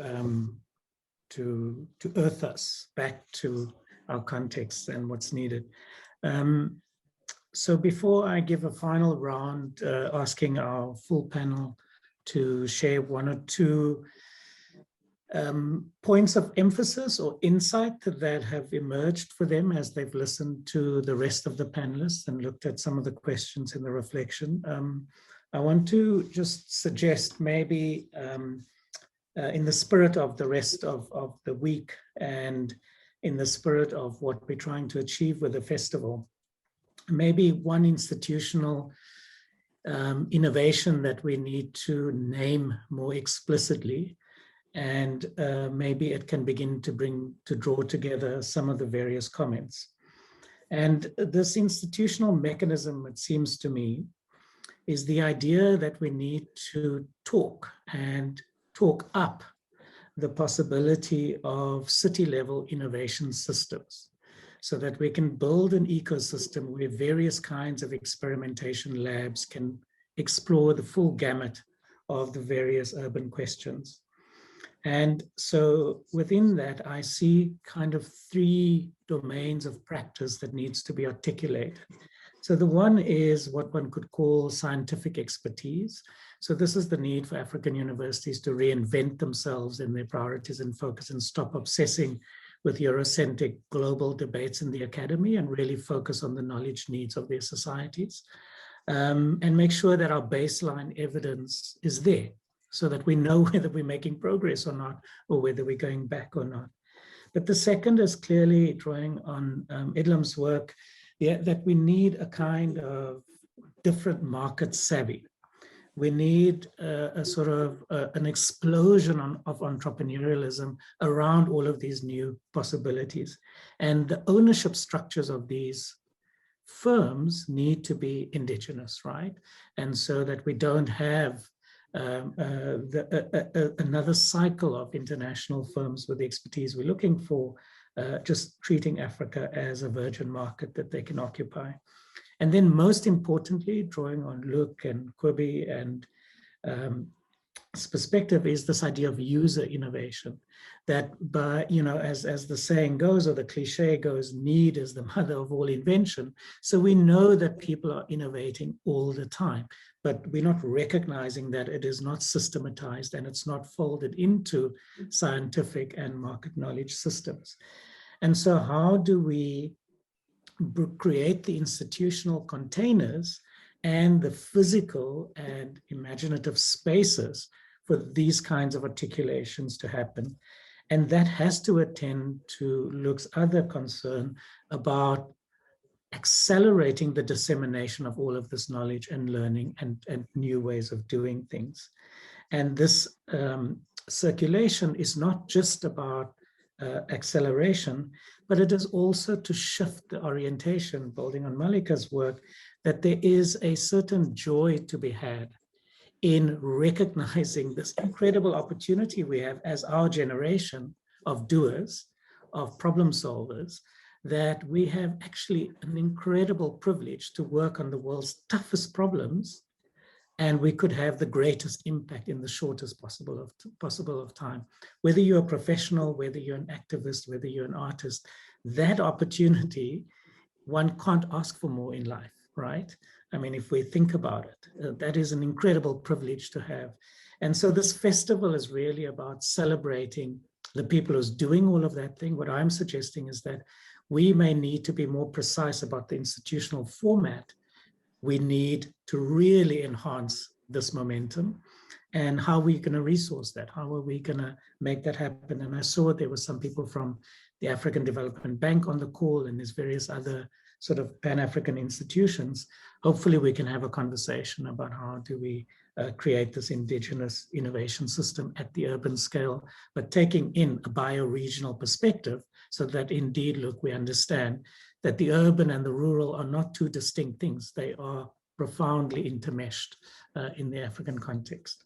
So I'll leave it at that, and then just ask in the same order that we've had the panelists to just share one final thought, and then I will invite our organizer-in-chief, Paul Curry, to close off the session after that. So Edla, you've got the first bit of airtime, and we will go to voicemail when you exceed your time. Thank you for this really interesting morning. And as has already been said, I think the diversity of perspectives and contributions has been really fantastic. The first point I want to make is about change. And what I want to say in this respect, as we all recognize, change takes time. I know there is impatience. I know the scale of the challenges we face are huge, and we should aspire to move faster and to change things more quickly. But it does take time. It does take the actions of different actors at different levels. And so I really do want to emphasize that we all matter and we all have a role to play. And I just want to go back to the point around regional institutions, intergovernmental institutions such as the United Nations and the African Union. And I think even there, whereas there are certainly challenges, there's a role and there's a function. And let me give the example of what's happening with COVID.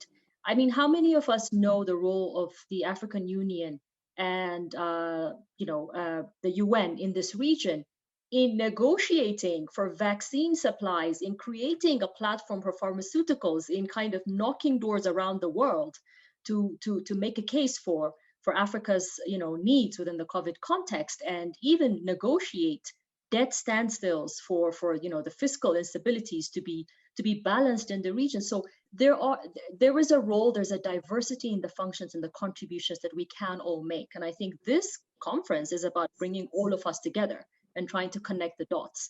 So I thought I'd make a really important point in that respect. And what we're trying to say here is that given the immense need and the fact that we don't have time on our side, cities can bring about the change that is needed at the speed and scale required with significant multiplier effects. That's why we are all here. And I think we should all continue to do our part in that respect. Some really quick final points around repeating my earlier point on we need to have a very explicit and deliberate focus on cities and local governments at all levels of decision making.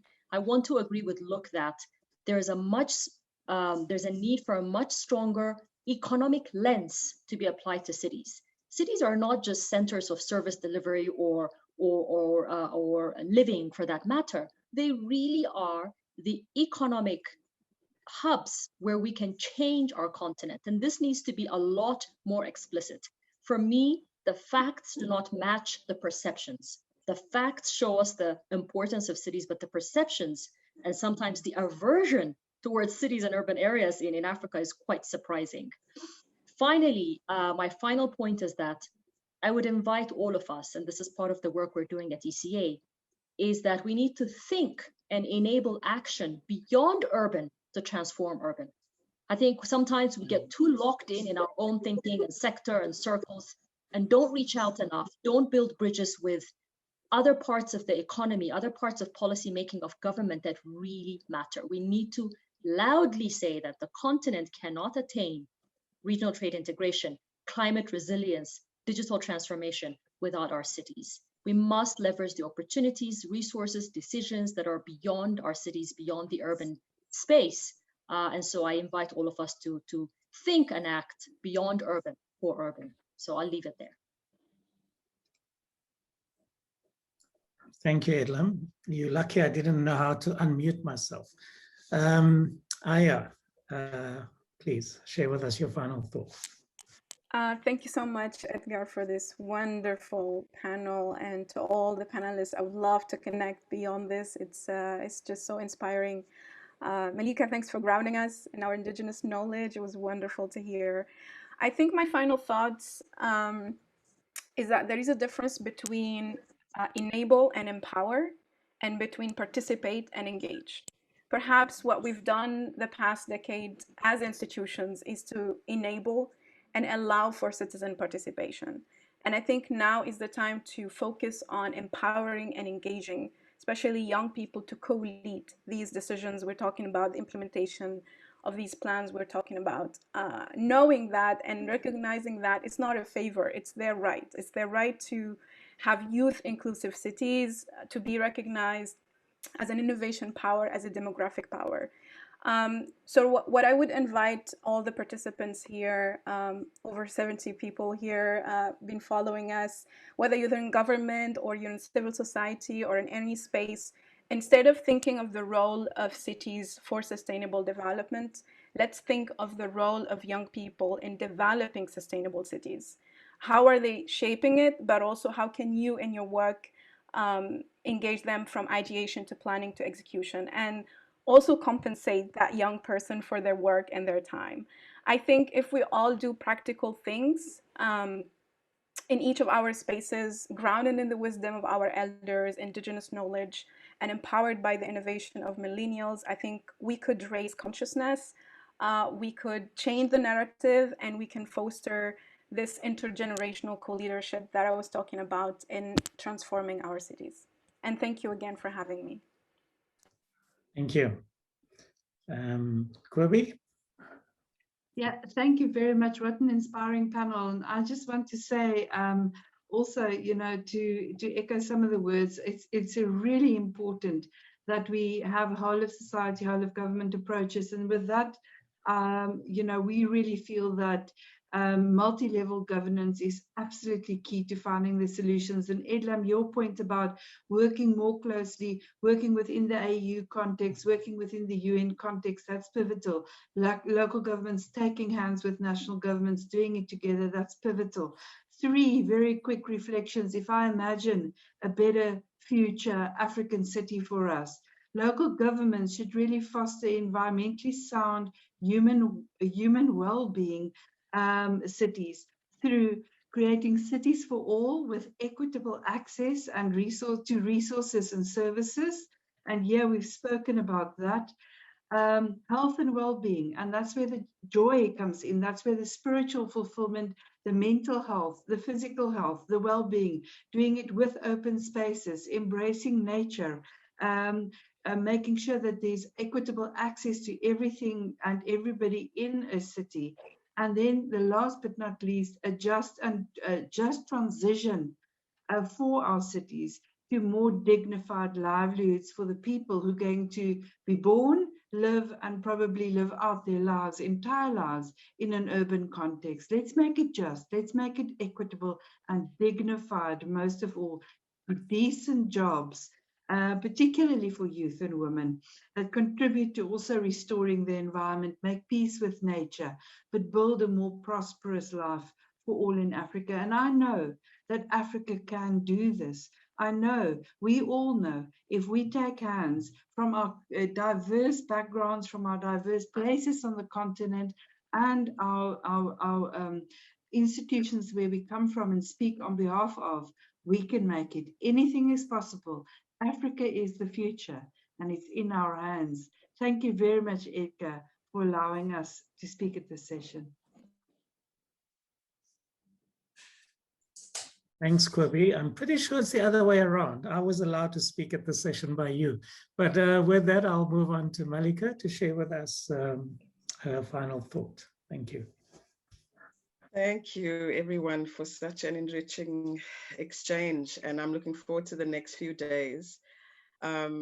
Before I actually name the poets that I want you to pay attention to, who are in the room beyond me over the next few days, the thoughts around the space or this intersectional site of cities, this powerful focal point of our conversations, is I'm coming back to leaving this visual or symbol, an old symbol of the infinity symbol. Both because I'm thinking about unblocking the flow, ways in which we think many times about cities as places of dense activity, of not enough breathing space, actually, of densification, all those kinds of things, exclusion, and actually violent spaces, spaces of erasure and of silencing or of inaccessibility, all of that.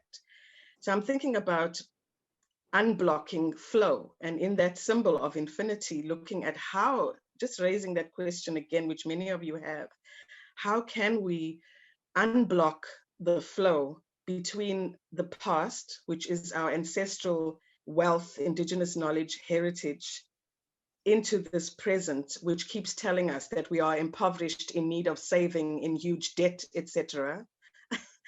And how can we open that flow between the urban and the rural, and that it continues. It's not a rescue mission that is one way, but that it, as we dip into rural knowledge, which is connected more to the earth, where indigenous practices are often kept alive and preserved through various traditions, but also where the knowledge keepers, the living libraries are dying without effective documentation of passing on that inheritance to other generations. How do we unblock this flow? And then, of course, it returns to the notion of creativity and integration, where because of the diversity included in the room, when you set up a space for flow to happen, it happens naturally. I'm sure that as we leave this space, we are going to get very inspired about ways of connecting what we are doing in our various places, because of just having come into a space that has invited that quite intentionally. So my last plug really is to celebrate the poets that said yes to this invitation, and they'll be making, as you've just experienced in entering this conversation, you had a taste of Muhle Motibe, who is from South Africa in Gauteng. You will have the experience of Afifa Omar from Somalia, Uzmuzi Mpofu from Zimbabwe, Mwende Frequency Katwiwa from Kenya, and Efe Paul Azino from Nigeria. So please pay attention to what those poets are saying. We will be dropping nuggets of poetry into the opening of various sessions so that it warms the fire for the conversation and the analysis. And tomorrow we'll also have Mwenya on the first session panel, giving her insights, a very, very dynamic, boundary pushing sister. Thank you so much. Thank you, Malika. Luke, you have the last 30 seconds. That's a terrible responsibility. Just a couple of things. First, I would like to say that the numbers, the fact that Edlam has actually articulated here, are still to be reflected in the let's say, for instance, in African development policies for for boosting sustainable development in the continent and making or building a real urban agenda for the continent to make cities, the engine for the territories, their territories to flourish. That is still to be done. I also have to say that we really need at the political level to bring a new impulse, a new impetus to political and fiscal decentralization, because there have been setbacks in the last decade, and that has been reflected in how COVID-19 has been managed. So we need a real impulse, a new one for political and effective decentralization. And my final point about leadership, we need leaders that believe that a city is a promise of its territory, that everybody must be around the table to design the value proposition of each city. And everybody need to be involved and know what is his or her role to play in bringing that value proposition to work for everyone. And I hope this will be done in a way that will be also bottom up, and surely bottom up. That is my point. And thank you for having me. It has been a privilege. Thanks so much. And since we're out of time, I just want to again express enormous gratitude to the panelists for being generous with their ideas and present with their spirit. And it's been one of the most memorable sessions that I've facilitated in a long time. So thank you. And with that, I will give over to the puppet master, Paul, to close off the session. Thank you, everyone. Thank you, Edgar. And I have to add my vote of thanks to our speakers for being generous with their ideas. This entire festival is filled with that same type of generosity from all of the people who have submitted session proposals, who are now going to be running their sessions throughout the festival. So a huge amount of appreciation from us, and to encourage people to participate in the festival in that spirit of appreciation. Yes, and I hear you, but, and engaging in ways that take this conversation further. And I'd just like to close in answering a question posed by Kwasi Pakome Kofi in the question answer, who has hit the nail on the head with why we're doing this. He says, thank you for organizing this event, but I hope that Rise Africa will work in a different way from other organizations to have real change, because the conferences, there have been several. And most people start their conference by saying, we don't want this to be a talk shop, and then we talk. And we're being very intentional about the sessions that we have approved. Every session proposal had to answer, how are they going to articulate actions, share actions, create action together, and take those actions forward after the conference. And after every session, we're going to ask the session leads how they have done so, and follow up 3 months afterwards and 6 months afterwards to say, what has come of this? And as our intro video has said, we are testing the question of whether events can galvanize action. And it's an experiment. So thank you for being in it with us. And I'd like to invite you into another experiment in online Zooming, which is the networking session that takes place right now. There is a link in the chat, which I'll give a few seconds to quickly find and join. But it's going to be speed networking and sharing some ideas among committed and engaged thinkers and practitioners in African cities. So huge appreciation to Edgar for holding the space, and to our panelists for offering and filling that space. Best wishes to everyone for this week, and look forward to seeing you in future sessions. Bye, everyone.